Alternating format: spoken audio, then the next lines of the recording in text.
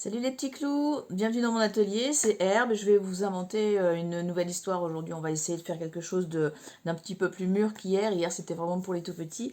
J'ai tiré des mots au hasard dans tous ceux que j'ai reçus par message, j'ai sorti du coup abîme, trousse et société, donc abîme. T'es sur une montagne et au fond, tout au fond, tu vois une espèce de vallée. Au fond, tu devines des choses. C'est un abîme, c'est très sombre, très très profond. Il y a peut-être des choses qui vivent tout au fond. C'est pas, voilà. Voilà ce que c'est pour moi un abîme. Une trousse, ben, je crois que tu connais ce que c'est qu'une trousse, hein. Malheureusement, quand on va à l'école, on est obligé de l'emmener sa trousse pour mettre à l'intérieur plein de petites choses comme ça. Mais ça peut être une trousse de maquillage aussi, ça peut être plein de choses. Et la société, ben la société, ça peut être les gens parmi lesquels on vit. C'est une société différente suivant les époques, suivant la façon de vivre, etc. Une société, c'est vraiment un ensemble de personnes qui vivent d'une certaine façon. Voilà, c'est ça un peu. Bien. Et puis, ben, il va nous falloir un héros. Moi, je propose de l'appeler Kovald. Voilà, aujourd'hui ce sera un petit héros qui s'appellera Kovald. Je dirais que ce sera un ado qui a décidé peut-être de mener une quête. Voilà, encore un long voyage, mais quelque chose d'un petit peu irréel. J'aime bien partir dans des rêves un petit peu. Alors, eh bien, on va dire que Kovald, tout d'abord, avant de partir, doit trouver un moyen d'échanger. En fait, il va aller chercher quelque chose d'extraordinaire qu'il sait se trouver dans un monde assez particulier. Donc, il va déjà falloir qu'il trouve la clé pour entrer dans ce monde particulier, pour réussir à récupérer ce qu'il veut. Alors voyons, qu'est-ce que ça pourrait être qu'est-ce qu'il pourrait avoir envie de récupérer si fort. Peut-être que ça pourrait être un souvenir, tiens. Il a entendu parler d'une magicienne qui vit dans un monde totalement inconnu et qui en fait peut faire revenir des souvenirs. Ah, ça peut être pas mal ça. Et du coup, eh bien il faut qu'il trouve quelque chose à échanger avec cette magicienne en fait, parce il va bien, s'il veut qu'elle lui rende service, il va peut-être falloir qu'il échange quelque chose. Et, euh, et en fait, d'abord, il va déposer des messages.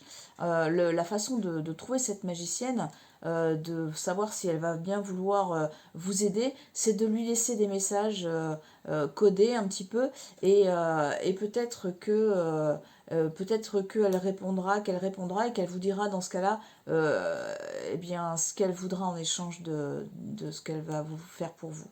Alors Kovald, eh bien ce petit gars, qu'est-ce qu'on pourrait dire? Peut-être qu'il va vouloir faire revenir le souvenir de quelqu'un qui l'a oublié, par exemple. Tiens, son frère. Voilà, son frère, le frère de Kovald, a eu un accident. Il a perdu la mémoire et il ne se souvient pas de leurs souvenirs d'enfance, de tout ce qu'ils ont fait quand ils étaient beaucoup plus jeunes. Et ça, Kovald voudrait lui rendre. Donc il va essayer de trouver cette magicienne pour lui rendre ses souvenirs. Voilà, ça pourrait être pas mal ça.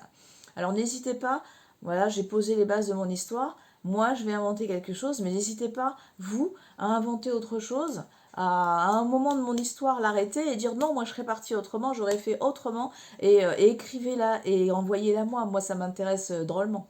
J'aime bien voir un petit peu vers dans quel délire on aurait pu partir. Voilà, moi je vais partir dans le mien et vous, eh ben, à vous de me donner vos propres délires. Donc Kovald, pour retrouver les souvenirs de son frère, va commencer à déposer des messages. Alors on lui a dit que au pied des arbres, au pied de certains arbres, surtout les bouleaux qui ont des troncs blancs avec des taches grises et noires, au pied des bouleaux, eh bien, ils pouvaient laisser des messages et que c'est généralement ceux qui étaient lus par la grande magicienne. Donc ça tombe bien parce qu'il a des bouleaux dans un parc qui est pas loin de chez lui. Donc Kovald commence à écrire les, les souvenirs qu'il aimerait retrouver avec son frère. Voilà. Donc en fait, il raconte sur un bout de papier, il raconte un souvenir et il lui dit j'aimerais retrouver ce souvenir, mon frère l'a oublié, je voudrais qu'il le retrouve et qu'on le partage à nouveau. Et il roule en fait des petits messages qu'il met dans une paille en fait, et la paille, il l'enfonce dans la terre, juste en laissant ressortir un petit bout de la paille avec le message roulé à l'intérieur. Voilà, et donc il laisse comme ça, chaque jour il écrit un nouveau souvenir qu'il aimerait retrouver avec son frère, et puis il met ses pailles, alors des pailles biodégradables évidemment, hein, puisque nous sommes dans la période où on n'utilise surtout plus de plastique, donc même si vous faites comme Covald, vous utilisez du carton, on est bien d'accord, hein, ou de la paille, ou des choses comme ça. Donc il dépose toutes ces pailles au pied des arbres comme ça sur tous les bouleaux et puis chaque jour en fait il retourne en mettre de nouveau, il attend ensuite une semaine et puis, euh, et puis il retourne voir tous les arbres dans lesquels il a mis des souvenirs pour voir s'ils ont disparu. Et puis peut-être s'il y a une réponse. Enfin voilà, Covald se demande vraiment ce qui va se passer et s'il va trouver cette magicienne. Et si surtout elle va lire ses messages. Et puis un jour il retourne au pied d'un des arbres où il avait déjà planté beaucoup de souvenirs et ils ont tous disparu. Alors, est-ce que c'est la magicienne qui les a trouvés? Est-ce que quelqu'un, en passant, a arraché les pailles pour s'amuser? C'est frustrant parce qu'en fait, il ne sait vraiment pas ce qu'il doit en penser. Et, euh, le lendemain, il retourne voir les autres messages qui, eux, n'ont pas bougé. En revanche, rien ne bouge. En revanche, un matin, alors qu'il arrive au pied des arbres où tout avait disparu, de nouvelles pailles sont arrivées. Oh, c'est assez incroyable. Ce ne sont pas les siennes, ce sont des nouvelles pailles qui ont été enfoncées. Alors, eh bien, tout stressé, Covald tire sur une des pailles et il la secoue pour enlever la terre déjà qui est coincée à l'intérieur. Et puis, il réussit à sortir un nouveau petit bout de papier à l'intérieur, qui était à l'intérieur. Alors ce bout de papier, c'est pas du tout ce qu'il avait mis, ça n'est pas du tout le morceau de papier blanc qu'il avait, c'est une espèce de parchemin, quelque chose qui a l'air très vieux, et lorsqu'il l'ouvre, ça se craquelle sur les bords tellement c'est du vieux papier. On dirait qu'il a été écrit ce message il y a des centaines d'années, c'est assez incroyable. Et dessus, en fait, eh bien, il découvre. Alors, qu'est-ce qu'il pourrait avoir découvert dessus? Alors là, c'est pareil, c'est à vous de jouer. Là, je vous propose d'écrire quelque chose. Si à ce moment de l'histoire, vous avez envie de hop, partir dans votre délire, donc n'hésitez pas, ça peut être un nouveau changement. Alors moi, qu'est-ce que je vais mettre à l'intérieur de ces messages? Eh bien, à l'intérieur de ces messages, en fait, sont dessinés, sur les parchemins, sont dessinés des nuages. Des nuages avec à l'intérieur des espèces de nuances, des nuances de couleurs, comme s'il y avait des ombres. Et puis si on regarde bien et qu'on le bouge comme ça, avec la lumière du soleil, eh bien, on réussit à voir des expressions, des visages, en fait. Des visages au milieu des nuages. Et puis, quand on les fait bouger vraiment, vous savez, comme ces images qu'on fait bouger comme ça et qui prennent vie, et bien là, en fait, il découvre qu'en faisant ça, on peut lire sur les lèvres de ces visages. Et en fait, c'est un message qu'il délivre. Donc on peut réussir à lire sur les lèvres, c'est assez magique. Il arrive à lire sur les lèvres un message et qui dit tout simplement trousse. C'est un des mots qu'on avait, évidemment. Alors, trousse, ouais, ça veut dire quoi, trousse? Super. En fait, ben, Corvald est un peu embêté parce que tout ça pour ça, et qu'est-ce que ça veut dire? Qu'est-ce qu'il faut qu'il cherche? Qu'est-ce qu'il faut qu'il trouve? Je sais vraiment pas. Et en fait, il rentre chez lui un peu désabusé comme ça veut dire très déçu, vraiment triste. Ben voilà, il reprend sa vie lambda, et toujours ce message à côté de lui, et lorsqu'il le bouge comme ça, il voit toujours le mot trousse. Et puis, ben, il reprend sa vie, il fait plein de choses, et dont, évidemment, ses devoirs. Tiens, quand il voit sa trousse, il se dit, ah, mais peut-être qu'il y a un message dedans. Donc, il regarde, il ouvre la trousse, il la vide complètement, il la retourne, et non, il n'y a rien, donc c'est pas ça. Qu'est-ce que ça pouvait bien dire, ce mot trousse lu sur les lèvres? C'est vraiment très, très bizarre. Et puis, viennent les vacances, et du coup, Corvald doit partir chez ses grands-parents, et bah, évidemment, on prépare ses affaires, etc. Et en fait, sa mère lui prépare une trousse, sa trousse de toilette, à l'intérieur de laquelle elle met évidemment tout ce dont tu peux avoir besoin pour faire sa toilette. Trousse de toilette pour faire sa toilette. Donc ils lui mettent, eh bien, ils mettent du shampoing, ils lui mettent, sa mère lui met son dentifrice, c'est sa brosse à dents. Enfin, qu'est-ce que vous y mettez vous dans votre trousse? Aidez-moi un petit peu parce que je trouve pas trop. Un peigne, voilà, ou une brosse, voilà. Enfin bref. Et, euh, et en fait, dans la trousse, il découvre que voilà, on va essayer de trouver un autre truc. En fait, quand il est parti chez ses grands-parents, et arrivé chez ses grands-parents, il rouvre sa trousse. Voilà, c'est ça. Il ouvre sa trousse, arrivé chez ses grands-parents, le matin, pour se laver les dents, tout simplement, il ouvre sa trousse pour prendre sa brosse à dents, et à l'intérieur, il y a une petite lumière, quelque chose qui brille. Et en fait, il regarde, et, euh, et en fait, il retrouve un petit rouleau, le même parchemin que celui qui était dans la paille qu'il avait retrouvé, enroulé d'un petit scotch brillant. C'est ce qui brillait en fait, et c'est ce qui a fait la réverbération, et il a eu l'impression qu'il y avait une lumière à l'intérieur de sa trousse. Donc en fait, il prend ce petit parchemin, il l'ouvre, et là, cette fois-ci, il y a un texte, et non pas simplement un, un message codé, on va dire. Il y a juste un texte qui dit, dans l'abîme, le mot abîme, n'est-ce pas? Dans l'abîme, au fond de l'abîme, trouve... Qu'est-ce qu'il pourrait bien trouver? Au fond de l'abîme, trouve la pierre sacrée. Voilà, au fond de l'abîme, trouve la pierre sacrée. Et là, encore un message codé. Alors, c'est pas vraiment codé, puisque là, cette fois-ci, c'est écrit, mais au fond de l'abîme, trouve la pierre. Oh, qu'est-ce que ça va être, une pierre sacrée? En fait, je pense qu'il faut trouver une pierre pour pouvoir l'emmener à la magicienne, et pouvoir réveiller les souvenirs de son frère. Bon, ben, il suffit de trouver où est-ce qu'il y a des abîmes, puisqu'il n'est plus chez lui, il est chez ses grands-parents, peut-être qu'il y a des abîmes. Et effectivement, il se trouve que ses parents habitent en Bretagne. Ils habitent en Bretagne où il y a des falaises assez impressionnantes, des rochers, etc. Ses grands-parents l'emmènent souvent au bord de ces falaises, qu'il trouve magnifiques et qu'il adore vraiment. Et puis, toutes ces petites crevasses, ça pourrait ressembler à des abîmes, effectivement. Alors, ça n'est pas aussi profond, aussi grand que l'idée qu'on se fait d'un abîme, mais pourquoi pas? Alors, il décide de partir en balade, du coup, et de vraiment regarder partout pour essayer de trouver une pierre qui puisse sortir de l'ordinaire, et qu'il pourra emmener à la magicienne.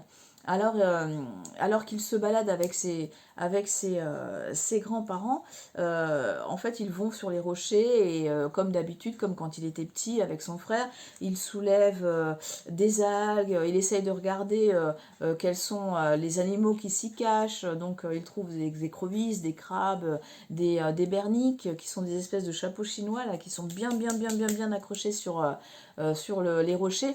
Et puis voilà, il y a ces odeurs qui lui rappellent son enfance, et qui, justement, ça fait partie d'un des souvenirs qu'il a écrit sur l'une de ses pailles avec son frère. Ils étaient partis faire une chasse comme ça, une chasse au crabe, et ils voulaient en ramener un maximum pour les faire cuire et les manger.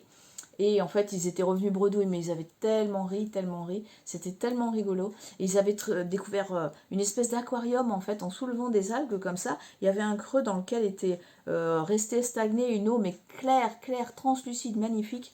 Et Et à l'intérieur, il y avait des petites crevettes, des petites choses qui brillaient.